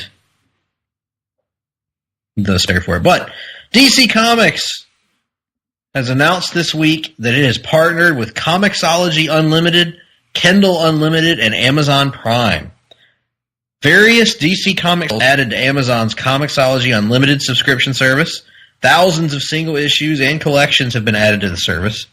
This is in addition to DC Universe, which of course is DC's in-house subscription service that includes movies, TV shows, and comics. Now, Comixology Unlimited is $5.99 a month, flat rate subscription. Also contains some titles from Marvel Comics, IDW, Dark Horse, Boom, Valiant, Dynamite, and others. Available to U.S. residents. DC has also added several collections and original graphic novels to Amazon's other flat-rate reading services, Kindle Unlimited and Prime Reading, which comes with you, free with your Amazon Prime account, apparently.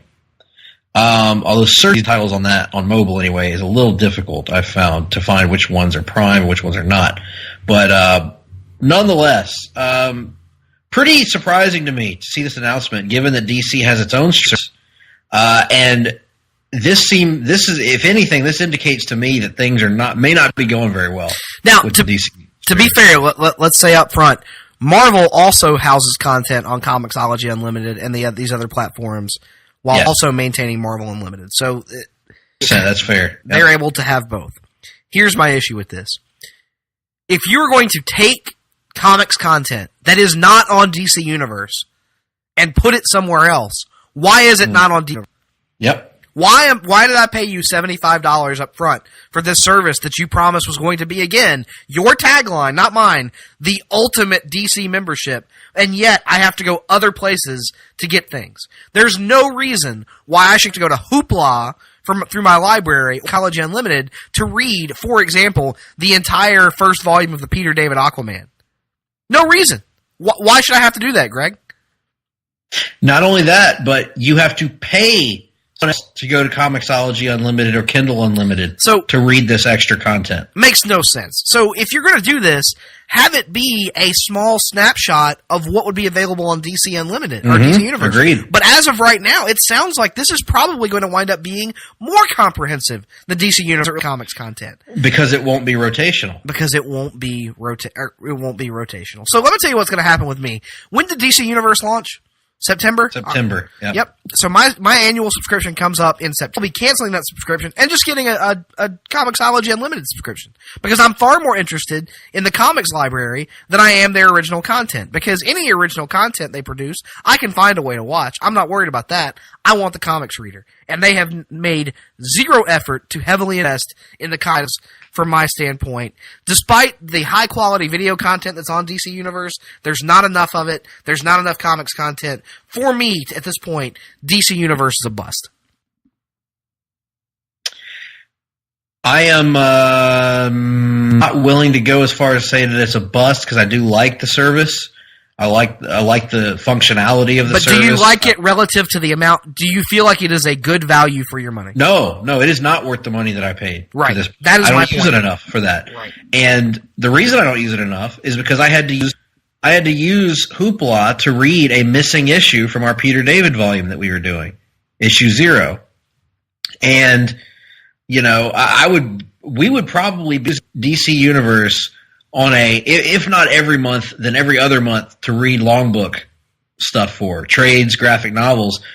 But we can't rely on it because we don't know which ones are going to be on there from month to month and gone. Now, some of them that are there we can use and have used, but it's just so unpredictable as to what's going to be there and what's going to be gone. The original content is being rolled out slowly. They don't do the Marvel or the Netflix approach of dropping everything where you can pace. Which I understand that's a choice that they made, but it's still something to consider. The overall amount of content at one time just isn't. There's a lot of no question, and I could go through right now and enjoy the service, but is it worth $75? No. Especially considering it's small snippets of various series. You're not going to have. Yeah. There are very few extensive runs on there. Very few. Mm-hmm. And then when you add in the video content is rotation. 1 week The Dark Knight's on there, the next week it's not. 1 week Batman Forever's on there, the next week it's not. There's such the only stuff that seems to be the TV content. And who knows when they're going to decide to randomly take some of that down. Right. I agree, man. I hate to say this because I love the functionality of it. You and I have watched videos on there, and I've read comics on there, and I love their reader. I really do. I think it's more intuitive than a lot of the e-readers that I've used. But none of that matters if the content is not enough to justify the money. We're moving into an environment now, Nick, where we're going to have to spending so much money on streaming different services that it's going to be like it was before with cable. And people are going to have to make tough choices. And right now, DC would be on the outside because, I look at it as, and granted, I come at it from a little bit because I'm a wrestling fan, and I look at the WWE Network, which I'll admit to you, I haven't watched in 2 weeks probably. But do you think I'm going to let my WWE Network subscription ever expire? Hell no.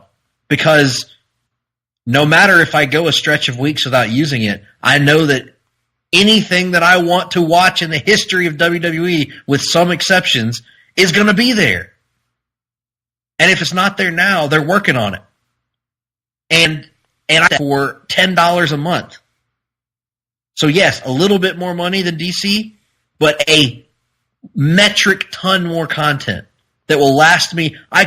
If we didn't have to work the rest of Nick, we probably would not be able to find the time in the day to watch everything on the WWE Network. That's absolutely right. And because it showcases DC Universe took an approach that I didn't like from the get-go with the rotational model, because it was trying to be all things to all people. The WWE Network is providing one product, is the undisputed best at providing that product on the face of this planet.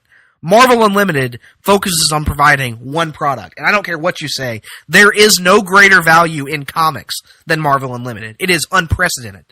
DC Universe wanted to be this little snapshot of everything across the DC landscape, and as a result of trying to be all things to all people, it is nothing to no one. I'm just with it at this point. Yep. Now, they have time to fix this. Do they? They've got, because yeah, I mean, we're only in January. With the rumors of the Warner Brothers streaming service launching, do they really? Well, I don't know. I don't know that the the behind the scenes machinations of that. Because honestly, all this announcement, this indicated to me, and plus there's already been reports that came out this week that, you know, sources are talking about how the D is really having a hard time finding subscribers for the service.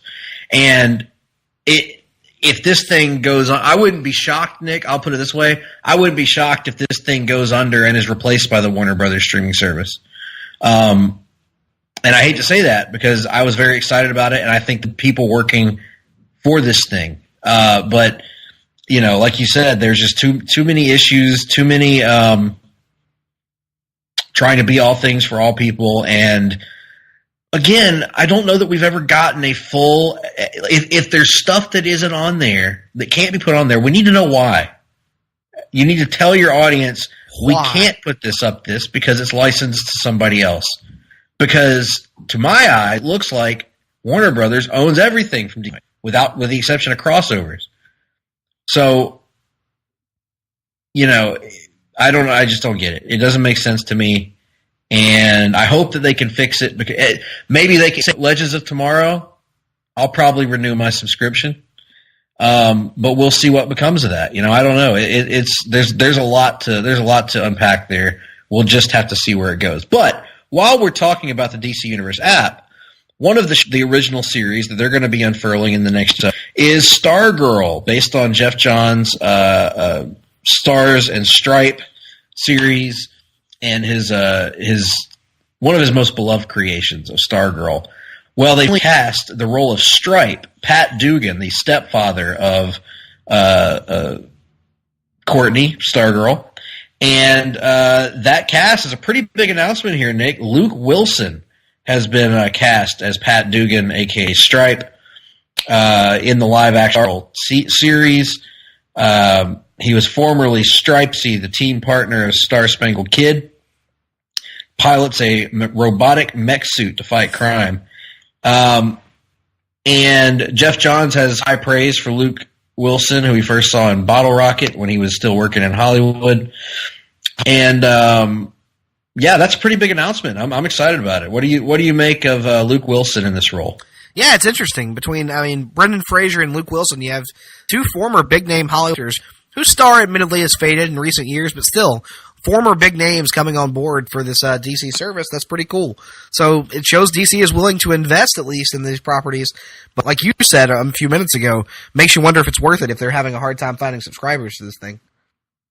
Right, which maybe these shows will be folded into the WB app if that ever becomes a reality. Hopefully that won't just be short-lived, because I like Titans and I like I like the look of these other series that are coming out. Well, speaking of series based on comic book properties, my beloved Scarlet Witch from the Marvel Cinematic Universe. Scarlet Witch and Vision are going to be getting their own TV series. We've reported that here before. But now, Captain Marvel co-screenwriter Jack Schaefer has signed on as showrunner and writer for the Disney Plus series, The Vision and Scarlet Witch, according to the Hollywood Reporter. Vision will be the co-lead and will be leading the show's title, which is kind of interesting. This would be Schaefer's first television project. However, she's become a hot commodity at Marvel as a writer on a script for the upcoming Black Widow film, as well as Captain Marvel. Paul Bettany and Elizabeth Olsen are expected, but not confirmed, to be reprising their roles. I'm pretty excited about this. I've enjoyed their dynamic on the big screen since they introduced it in Age of Ultron, and then especially in Civil War, and then Infinity War. So I'm excited about this, and I don't know much about this writer. We'll see with Captain Marvel here in just a few months how it turns out. Yeah, absolutely. I'm pumped for the show. I'm pumped for this Disney Plus streaming service because it's going to have a lot of original content that I'm excited about. And once we see Captain Marvel, I have a feeling we'll probably be pretty excited, even more excited about this, because if Kevin Feige feels strongly enough about this guy to keep him on after being involved with Captain Marvel, that's probably a pretty good sign. So excited. You mean this lady, guy, whoever.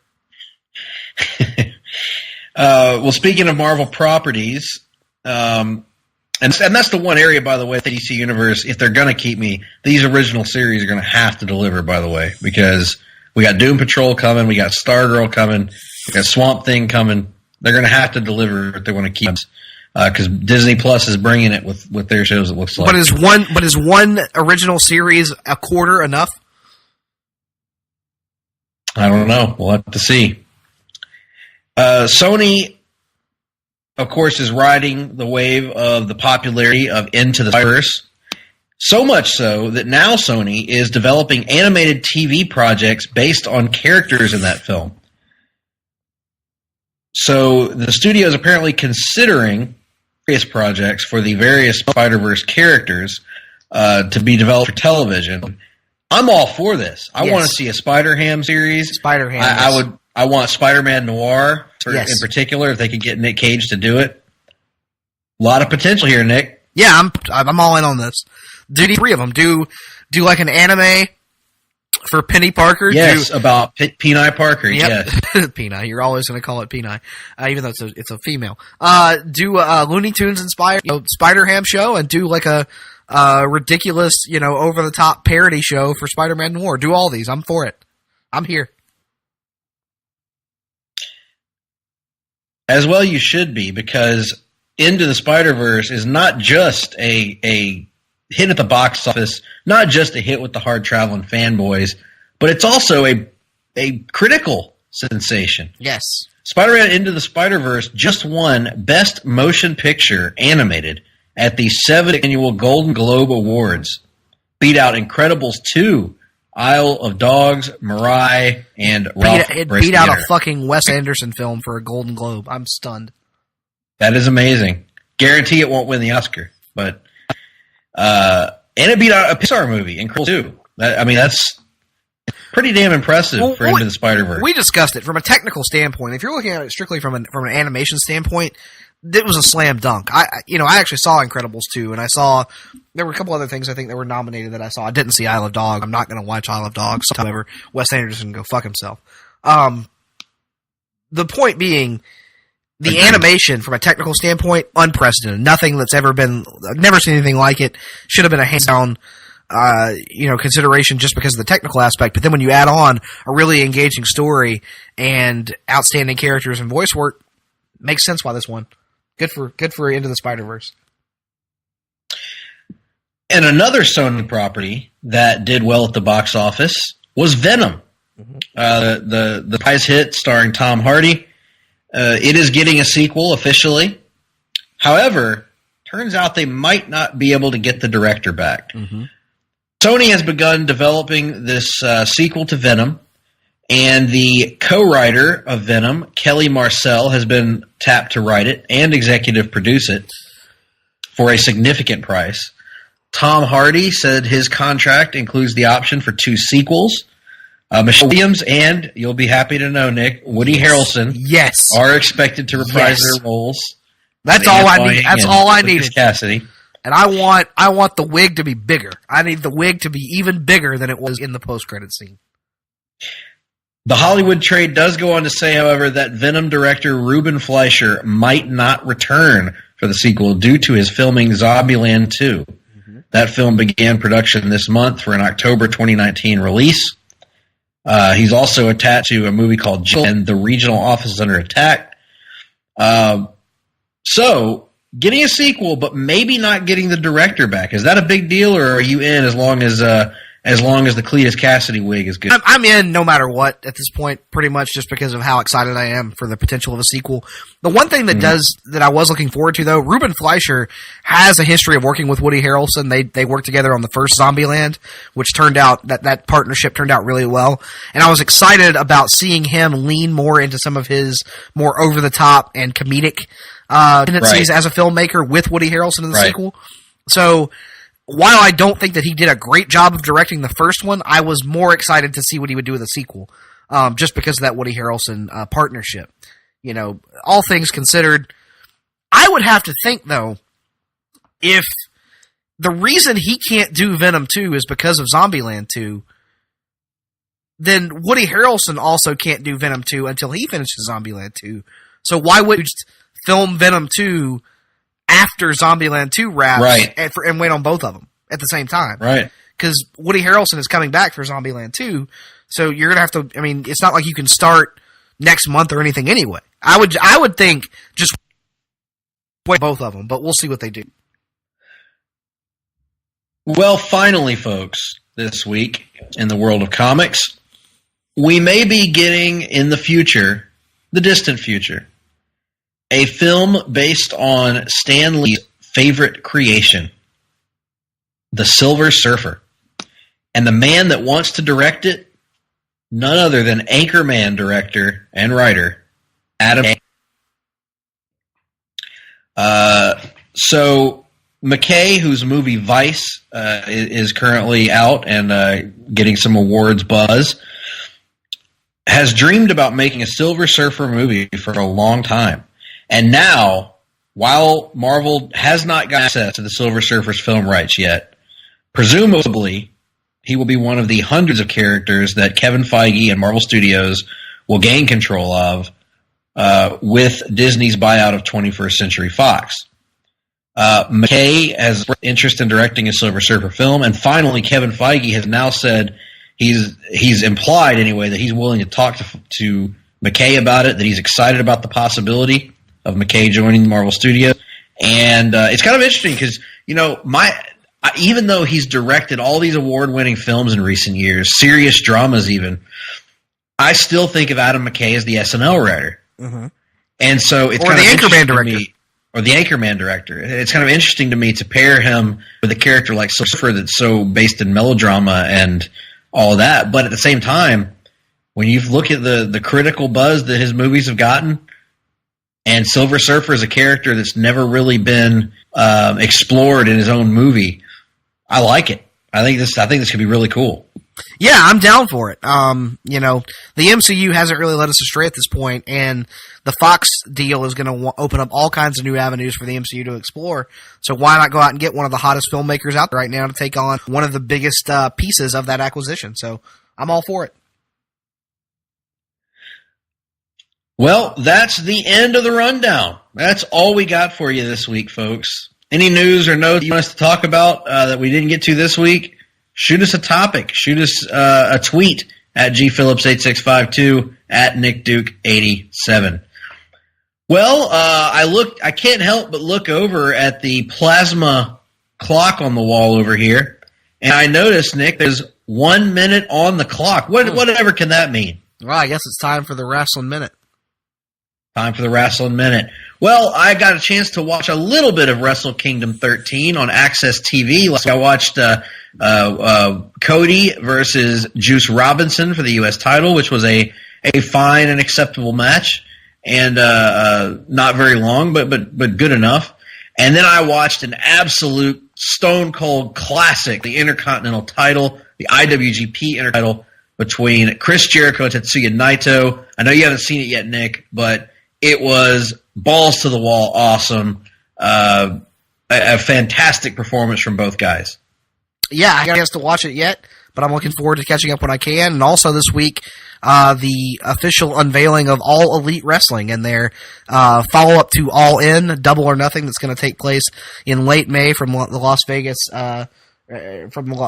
Nevada. Chris Jericho confirmed to have signed. Cody, the Young Bucks, Hangman Page, Neville, MJF, and Joey Janela all made appearances. So already a pretty decent little stable of roster for this fledgling promotion. Yes, I'm excited about it. It looks like for wrestling fans, why would you not root for this to succeed? I mean, we need competition. Well, if you're Jay Hinchy, you're not going to root for it. Well, sir, Jay Hinchy's not going to root for anything except Monday Night Raw. But the WWE needs competition. That's clear. They need it. And I'm not saying this is going to be instant competition. It's going to be a tough battle. But I like the way they're building their brand. I like the roster together. I like the people that are calling the shots. I think there's a lot of potential there. So that's exciting. Also, I watched Tuesday Night SmackDown this week, and it was very, very good. Continuing to enjoy the Daniel Bryan heel turn, continuing to enjoy everything that Becky and Charlotte do, and continuing to enjoy the emergence of Mustafa Ali as a major player on WWE's main roster. Mm-hmm. All good stuff. Well, speaking of All Elite Wrestling, somebody else who's heavily rumored to be involved with the promotion later this year is, of course, WWE author Jim Ross, who is back once again, ladies and gentlemen, to continue our tradition of playing us off with a little musical outro. Now, to give you a little background, I was flipping through the channels and I came across the Lifetime Network. I don't know, Greg, if you've heard about this, but man, sweeping the world. They've been talking about it at the airports. Surviving R. Kelly. Have you heard about this? Surviving R. Kelly? I have heard about this, Nick. I haven't heard many good about Kelly. No, I haven't either. I watched a little bit of it. He's a despicable human being. We knew this 20 years ago. I don't know why it's being treated like breaking news now, but that's neither here nor there. So I thought, or Mr. Ross and I thought that what better way to start the fight against R. Kelly? We're actually going to reclaim. We're going to start to take his music away from him. And so what we're going to do here tonight is we're going to provide you with the new definitive version of one of R. Kelly's greatest hits. So Jim, take it away there. Me. Now, I appreciate that, Duke, as always, and yeah, him is very similar to my favorite entertainer of all time, the Duke, John Wayne. Now, the Duke wouldn't approve of me singing this song, but I'm going to do it anyway, because he's dead, and he can't do nothing about it, quite frankly. Now, usually I don't, but go ahead on and break them off with a little preview of the remix. No, I'm not trying to be rude, but hey, pretty girl, I am feeling you. The way that you do the things that you do remind me of my Lexus Coupe. That's why I'm all up in your grill. You know what you can put on your grill? You can put some JR's barbecue sauce. Just slabber it across some ribs, put it on some chicken. You can put it on some fish. There's a lot of things you can use it on. Anyway, trying to get you to a hotel. You must be a football coach like Lincoln Riley. Now that's a coach. The way you got me playing the field like Baker Mayfield. So, baby, give me that toot-toot, leave you that beat-beat, running her hands through my fro, bouncing on 24s. While they are saying on the radio, it's the remix to Ignition, hot and fresh out the kitchen. Mama rolling, got every man in here wishing. Sipping on Coke and rum, I'm like, what? I'm drunk. It's the freaking weekend, baby. I'm about to have some fun. Oh, yeah. Bounce, bounce, bounce. Bounce, bounce, bounce, bounce. Bounce, bounce, bounce. Well, now it's just like Murder, She Wrote. Angela Lansbury, she's going to solve a mystery. It's going to be great, quite frankly. At least that's what Lawler says. Once I get you out them oh, for God's sake, these lyrics. Once I get you out them clothes, huh? Oh, that's real cute. Privacy's on the door, but still they can hear you screaming more. Girl, I'm feeling what you feeling. No more hopping and wishing. I'm about to take my key and stick it in the ignition. So give me that toot-toot. Let me give you that beat-beat. Running her hands through my afro, bouncing on 24s while they on the radio. This is the remix edition to Ignition. And a song about pissing. Hot and fresh out the kitchen. Mama rolling that body, got every man in here wishing. On Coke and rum. I'm like, what? I'm so drunk. It is the freaking weekend, baby. I'm about to have me some fun. Crystal popping in the stretch navigator. We got food everywhere, mashed potatoes. As if the party was catered by good old JR's Barbecue in Norman, Oklahoma. We got fellas to my left. We have honeys to my right. We bring them both together. We got junking all night. Then after the show, it's the after party.